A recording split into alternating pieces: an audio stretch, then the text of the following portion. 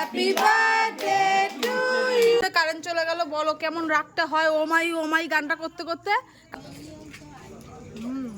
Good morning everyone, welcome back to my channel. আমি তিয়াশা। তো ওয়েদারটা জাস্ট ওয়াও, সকাল সকাল দেখো ওয়েদারটা কিন্তু ভীষণ সুন্দর লাগছে। সারা রাত বৃষ্টি হয়েছে, দেখো সারা রাত বৃষ্টি হয়েছে। যখন আমরা 12টায় ঘুমাতে যাই তখন মুষলধারে বৃষ্টি নেমেছে। আর ওয়েদারটা একটু শুধু দেখো, আর দেখো আমাদের ছাদটার কি অবস্থা হয়েছে। ইস দেখো, সব ঝড়ও হয়েছে খুব জোরে জোরে। আর ওয়েদারটা দেখো, উফ, বৃষ্টি ছিল জানতাম, কিন্তু এমনভাবে যে আসবে রাত্রিবেলায় জানতাম না। গাইস বৃষ্টি হচ্ছে এখানে, মুষলধারে বৃষ্টি হচ্ছে। মুষলধারে হচ্ছে না, বাট সারা রাত মুষলধারে হয়েছে। আর এখন কিন্তু মোটামুটি তোমার হয়েই চলেছে সারাদিন, মানে হেভি ওয়েদার, সুন্দর, মানে খুব ভালো লাগে আমার এই ওয়েদার। তোমাদের কার কার ভালো লাগে অবশ্যই কমেন্ট করো। হ্যাঁ, কাজ করতে হয় এই ওয়েদারে, এটাই হচ্ছে সবচেয়ে বেশি কষ্টের। জল লাগতো, জল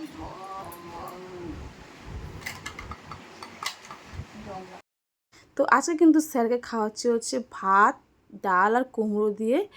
প্রেশারে দিইনি, জাস্ট এমনি ফুটিয়েছি। প্রেশারে দেওয়া উচিত না, তাহলে ওইটার পুষ্টিটা নষ্ট হয়ে যায়।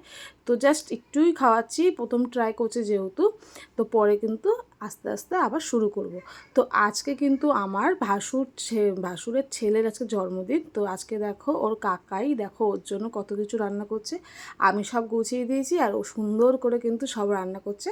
হ্যাঁ, আমার বড়মশাই হচ্ছে রান্না করতে পারে, ভালোই রান্না করতে পারে। হ্যাঁ, একটু ধৈর্য ধরলে কিন্তু বেশ সুন্দর, মানে খুবই সুন্দর রান্না করে।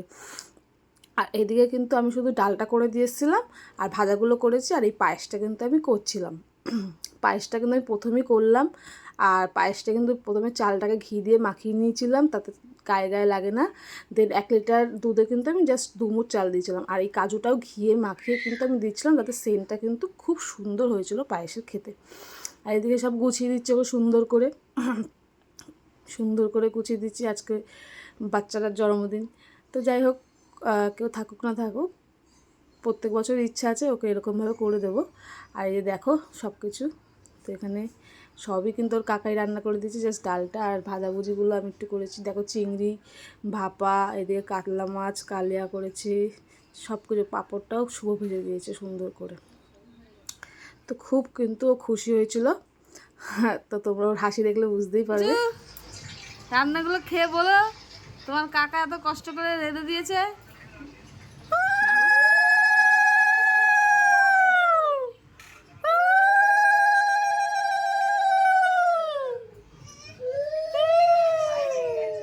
আর এখানে দেখো দাদার বার্থডে, আর গিফট কিন্তু ভাইও পাচ্ছে, কিন্তু এত বড়ই গিফট যে দাদার বয়সের কাছাকাছি যে গিয়েই কিন্তু পড়তে পারবে না, 2-3 বছরেই পড়তে পারবে।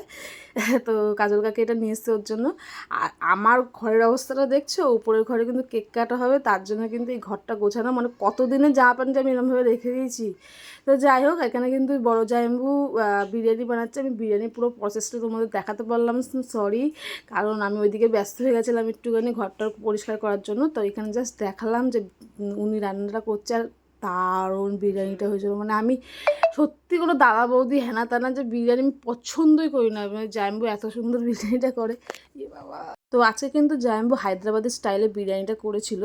আর এখানে সবাই ঘর ওরা বেলুন টেলুন দিয়ে সাজানোর চেষ্টা করছিল, কিন্তু ডবল টেপটার প্রবলেমে একটুখানি ঘরটা ভালোভাবে সাজাতে পারিনি, নিচেই বেলুনগুলো রেখে দিয়েছিলো। আর এইদিকে আমি রেডি হয়ে গেছি, বলতে কিচ্ছু না, ঘরোয়া একটা কুর্তি, আমার রেগুলারের কুর্তি পরেছি। আর আমার প্রত্যেকটা কুর্তি হয়ে গেছে এখন ঢিলা, মানে আমি এতটাই রোগা হয়ে গেছি বেবি হওয়ার পরে। এক একজন মোটা হয়ে থাকে, হয় না, আর আমি প্রচণ্ড রোগা হয়ে যাচ্ছি। সবাই আমাকে বলছে যে আমি মানে ডায়েট করছি, বাট আমি কিছুই করছি না। আর ওদিকে মশলাপাতি মোটামুটি তো করেই রেখেছিলাম, যা বদ্দি আবার স্যালাডগুলো কাটছে, বদ্দি এসেও করেছিল মশলা কিছুটা। তো এখানে কিন্তু দেখো কেক কাটিং শুরু, প্রচুর কয়েকটা বন্ধু এসেছিলো। আর আমাদের ফ্যামিলি এর বাইরে কিন্তু কেউ ছিল না সেরকম। তো ননটাই এখানে আজকে জন্মদিনে ভাই কেক খাচ্ছে। ইমা কেক খাচ্ছে, আমার বাবা কেক খাচ্ছে। কথা শানিস না, শুনি না, না, না, না, না, এটা বলে দিস না। এখানে কারেন্ট চলে গেল এখন, এই অনুষ্ঠানের মধ্যে কারেন্ট চলে গেল। বলো কেমন রাগটা হয়, ও মাই গানটা করতে করতে কারেন্টটা চলে গেল। আর এখানে এই যে বিরিয়ানিটা তোমাদেরকে ভালো করে দেখাবো পরে।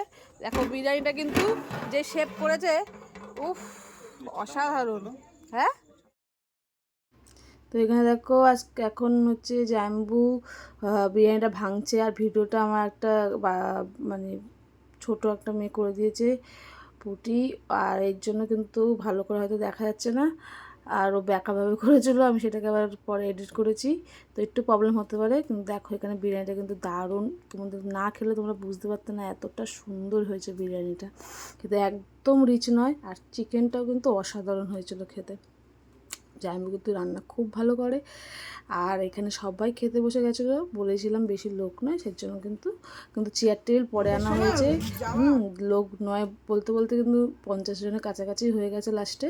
আর এদিকে তারপর রাতে আমি খাওয়া দাওয়া করে আমি কিন্তু এবার শুতে চলে গেলাম।